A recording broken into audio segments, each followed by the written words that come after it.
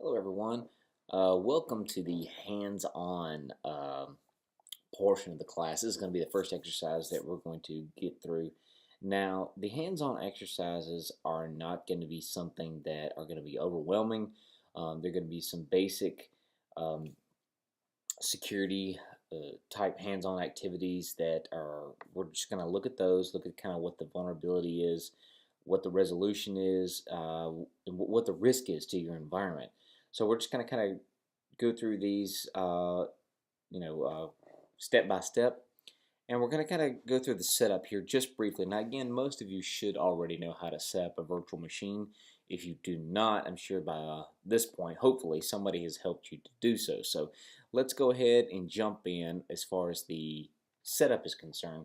Now, most of you are probably using a Windows machine, and the links that I sent were for the VM player. If you are using a Macintosh, VM Fusion is the typical tool when it regards to the VMware. Now you can download VMware Fusion from the DreamSpark account that UNCC has. If you have an account or if you haven't set that up, especially as a grad student, this is something that's very advantageous. I highly recommend that you reach out to Sandy Kraus and see if you can get that DreamSpark account set up. But we're going to kind of go through this whole quick setup just to kind of show you how this functions and how this works. And again, there's going to be some deviation just depending on the operating system that you're currently using, as well as if you choose to use um, VirtualBox instead of VMware. All right. So basically, the way this is going to work is I'm going to have a additional virtual machine that's going to be uploaded to Canvas, which is going to be Metasploitable 2. I'll also provide some links for Metasploitable 2 if you're unable to get that. But the basic setup is going to be pretty much the same. So let's go ahead and look at this just briefly. Again, I've already set Metasploitable up here for you to go ahead and see. And then in addition, I also have just a basic Kali Linux version, just like I asked you to download here. So as you can see, I've got these set up, but just kind of give you a quick run through. If you're having difficulty with trying to set these up, you can just kind of see what I'm doing, and we'll take it from there. So whether it's VM Player for the Windows or for Mac, you're going to have a basic virtual machine library screen just like this. So what you're going to do is you're going to look for to add a new virtual machine here, and again, there's going to be some differences more or less, but what you're going to do, I think for Windows, you're going to have actually create. Here you're going to start with the new. You're actually going to create a custom virtual machine. It's going to give you that option. So we'll go ahead and do that. Hit continue. The Metasploitable is going to also be an Ubuntu box, so we'll just go ahead and hit Linux, Ubuntu 64. We're going to continue. But whereas the Windows will allow you to go ahead and pick from the particular folder that wherever you downloaded Metasploitable or Kali Linux, you're going to use an existing virtual disk. You're going to go to that, and again, you can see here the VMDK is what you're looking for. This is Metasploitable 2. You would click on that, hit choose, and then that's going to start the process for you to bring that up. Now, since I've already done that, I'm not going to go through that process, but after you have that going, then what you're going to end up doing is you're going to go to, again, some differences in between Windows and Mac. You're going to right click on that particular box. You're going to go to settings. For VM Player, you're going to look for the network adapters, much like what you're going to be looking for here. All right, so in VM Player, I think it's going to be setting in the VM Player for the Windows. It's going to be private network with my host, which is I think is like VMnet. It'll say host only. It'll have a little drop down, and you'll look at it, and it'll say host only. It'll be it's like VMnet 1 or something like that. For this one, you're going to do private to my Mac.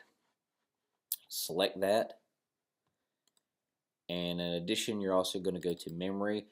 To be perfectly honest, you can see here that I have this set up with 2 gig of memory. For the Metasploitable, that should be more than sufficient. And to be perfectly honest, so if Kali should be the same. Now this box, please keep in mind, has 16 gigabytes of RAM. So I have plenty of RAM here. If you're limited in RAM, these virtual machines should work fine with only 1 gigabyte of RAM. So again, just for our purposes, we're not going to be doing a whole lot of crazy stuff here. So just try to keep that in mind when you're setting these up. All right, so after you get these going, you'll go ahead and play them with the same kind of network settings. And what you should have is when you go and you pull up the ifconfig, and again, for those of you who don't know, the command to pull up the IP address is ifconfig, just as I've done here for the Metasploitable, and you can see the address is 192.168.110.128. That's going to be something very similar to what you're going to be seeing. So just keep that in mind as you're going through here. Excuse me. So as I'm going through, what we're going to be doing next, again, this is just going to be a basic setup of everything that we're going to be, some very light things this first walkthrough, just to make sure that everybody understands. If you haven't got a chance to kind of play with Kali Linux and kind of work through, this is the all the different applications on it. You can pull things up from the command line, or you can just kind of hit these little dots here that's going to pull everything up. But basically what you're looking for, you're going to be looking for Wireshark. This is what we're going to be using for this first hands-on activity. But your best friend here, in regards to learning the command line, if you have no experience with Linux, is going to be the terminal. So let's go ahead and look at that right now. So if you pull up the terminal, and with unlike other versions of Linux, you are always going to be running as root. So if any of you don't know, most of the time you're going to have to put become sudo or something like that in order to escalate your privileges to root in order to run certain types of things. So, but for this purpose, you're always running as root, so we don't have to do sudo. So let's go ahead and pull up Wireshark.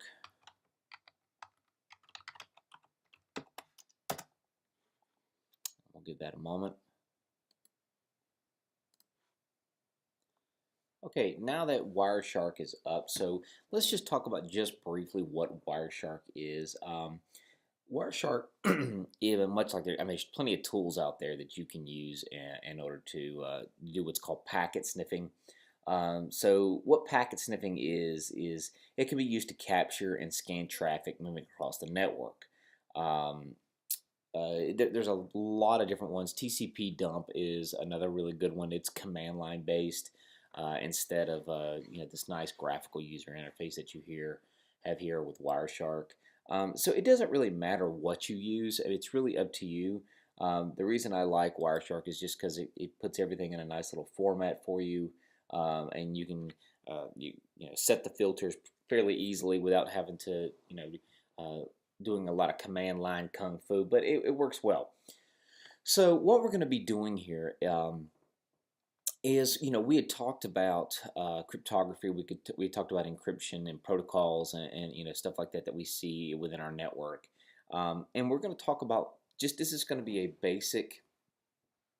If we work for a company, or we're trying to secure our company, what are clear text protocols and why are they a problem?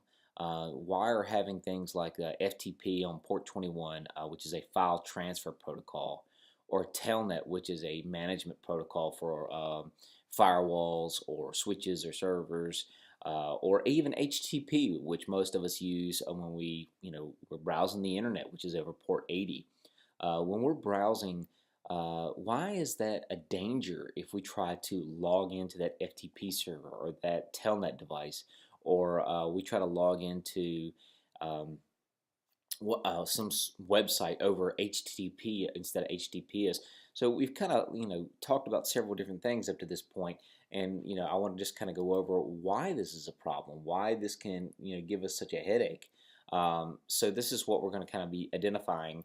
Now, again, this is going to be just in between my Kali box here and this Metasploitable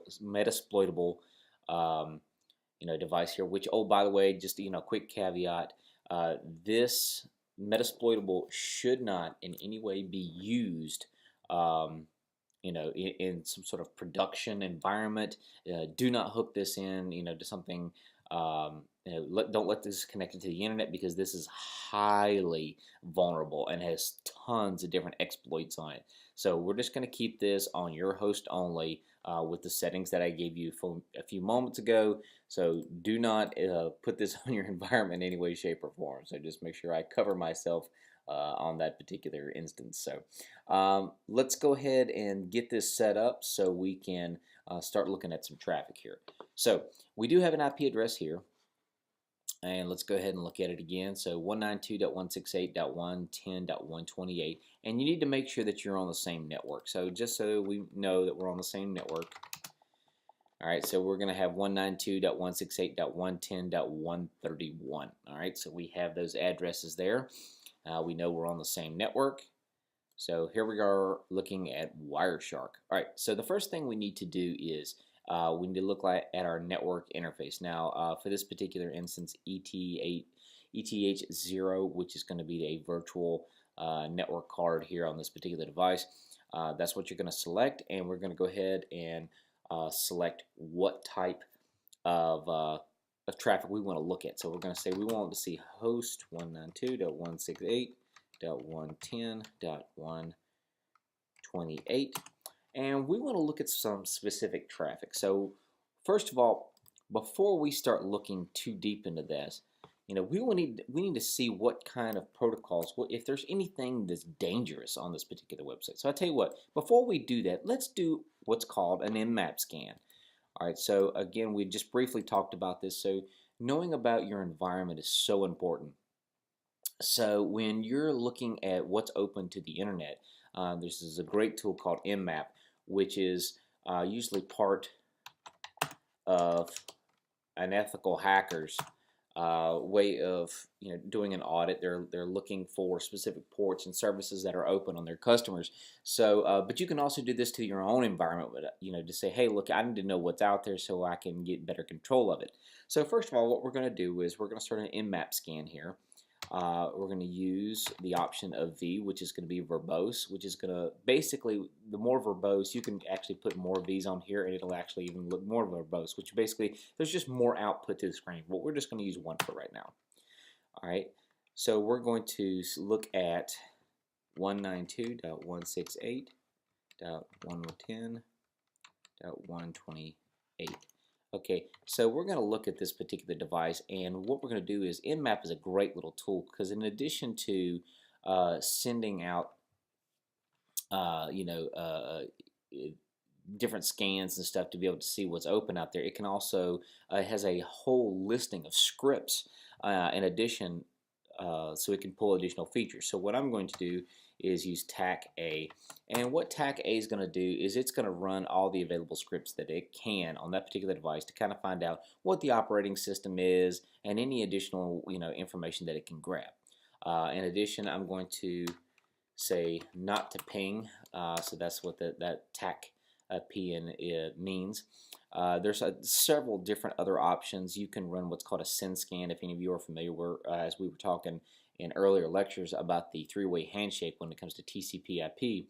What you can actually do is different syntax, like run a TAC lowercase s, uppercase s. This is what's called a SYNSCAN. So what this will do is this will begin the three-way handshake without actually completing it. This can be advantageous sometimes if particular devices out there are told not to respond to certain types of scans. This will make it look like it's beginning a TCP handshake without actually completing it. But for all intents and purposes for this particular moment, we're just going to run a basic Nmap scan just to kind of look at this device, Metasploitable 2, right here, and see what's open on it. So this is going to take a couple of minutes, so what we're going to do is I'll pause this and then I will come back after the scan is completed. Alright everyone, looks like we've got some output here from our Nmap scan. Again, this took about 2 minutes, maybe not even that. So let's kind of look through and see what kind of information. There's tons of different information, different scripts that we ran, and it all came back with the different ports that are open. So let's kind of look at some of these ports. As a ethical hacker if you're auditing a customer, or you are actually just looking at your own environment. You need to know these types of things that are open. So again, these are the results for the Metasploitable 2, which is, like, again, I say highly vulnerable. So you can see here, well, first off, it has FTP open. You can see it has Telnet open. Again, here's SMTP. This is also a clear text protocol. You have SSH that's open. Let's see what else we got here. You have port 80 open, port 53 open. Okay, so you've got lots of different protocols to look up. So there's lots of good information here. So let's start looking at some of this stuff a little bit deeper. Since we know we have FTP, Telnet, SMTP, HTTP, these clear text protocols, we're going to take advantage of those as if we were a auditor just kind of looking at this information, or as this is our environment and we're trying to figure out why this stuff is open and what the risk is to our environment. So let's look at what exactly the problem is. So we know, first of all, that port 21 is open. So let's go ahead and call that out. So at this point, we're going to be looking at, on this interface, ETH0, the host is going to be this IP address, and the port is going to be 21, which is for FTP. So what we're going to be doing is monitoring that particular traffic. Now, so we're going to hit enter here. So any traffic that's going to be sent to this particular server over FTP is going to show up here. Now let's talk about what we're going to see here in this output. If any of you remember the original movie Jaws, Hooper and Brody, they kind of cut the shark open in the middle of the movie, and Hooper starts pulling out stuff out of the stomach. I mean, it was really gross, but so you're asking yourself, well, what does that got to do with sniffer output? Well, the concept is very similar. When packets are captured, each one has a slew of innards that you're going to dissect one piece at a time. So just like Hooper digs into the open-bellied shark, you can kind of dig through the packet innards to find those specific little morsels that would tell you that you need to know. So the point here isn't that the movie, it's not some sort of movie trivia. I mean, I do love shark films, but the point you should take away from this is that each packet captured really does have an immense amount of data that you can use for reconnaissance or setting up future attacks, or even just to kind of see what you have for your environment. And again, this is, I'm speaking from the point of a certified ethical hacker or an auditor. So this is what we're looking at. So as we are, we're going to go ahead and see if I can minimize this here. I'm going to go ahead and pull up my handy dandy little terminal. So what we're going to do here is we're going to try to set, we're going to FTP to this device as if we were connecting as a legitimate user. Okay. All right. So, we got a little dot there. My fault. This helps. Aha, there we go. All right, so as soon as we connected, you can kind of see in the background what's happening with Wireshark. It sees that connection. It's already pulling that information up. So let's go ahead and log in. So we're going to say UNC Charlotte is our username. All right, and we're going to say UNC Charlotte is our password. Okay, now obviously these aren't real credentials for this particular, for the Metasploit, but I'm just trying to show you proof of concept here. So as you can see, whether we were able to log in or not, it doesn't matter. This is the output. So let's go ahead and look at this information that we got from our Wireshark. We're going to go ahead and stop the capture. All right, and so you can see here my address is 131, so that's where here it's coming up the source and the destination IP. It's coming up with a protocol, and again, we know that we're using FTP on this particular box trying to connect, so you can already see it. Now, before we even have dug into a lot of the little pieces here, you can already see the risk of what's going on with this particular protocol and why this is such a problem. So look right here where it asks for the user, it's already telling us. But let's kind of look at this a little bit better. So go ahead and right click on that particular packet, and you're going to follow the TCP string. Okay, so what do we see here?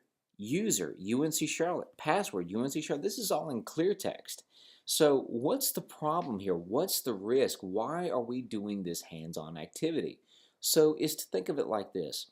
If you have an environment where you have FTP, Telnet, HTTP open to the internet, the risk here is that they're going to transmit their credentials in the same way. These are clear text protocols. So if you have them open to the internet, and again, I'm going to use my coffee shop analogy, and you are connected to a network where there's lots of different people, like a wireless network, where everybody's on the same network, such as an airport or coffee shop or something, and you start logging into devices that have FTP, Telnet, HTTP over, and someone is sniffing traffic, watching traffic that's going across the network, they're going to be able to capture these credentials in clear text. Even if this is something that is within your environment and you're using FTP and Telnet, which you should not be, or even HTTP, these credentials are also transmitted in clear text on the internal network. And again, you would think, well, that's an acceptable risk because these are all people I work with. Well, you don't know. You don't know what type of people you work with and what types of ulterior motives. So it's always the suggestion when it comes to this particular risk and vulnerability is to use something that's encrypted, such as SSH. SSH will work with Telnet. It'll work with FTP. Always, as we talked about in cryptography several weeks ago, you want to use HTTPS instead of HTTP, and this is the reason why these credentials are transmitted in clear text. So again, this is something that, this is a small hands-on activity. Again, we're going to start growing with these hands-on activities. But the main point of this week was to, number one, get your setup, get your 2 boxes, because we're going to be using this same Metasploitable box and the same Kali box for every single hands-on activity. And you can kind of see, just play around with Wireshark a little bit. It's a great little tool. Again, if you have something that you prefer, like TCP, dump, which is always a good one. Go for it. I won't object. It doesn't really matter as long as you're getting the same results. It doesn't really matter at this point. But continue to look at some of these, play around with them. Try TCP dump, if you'd like.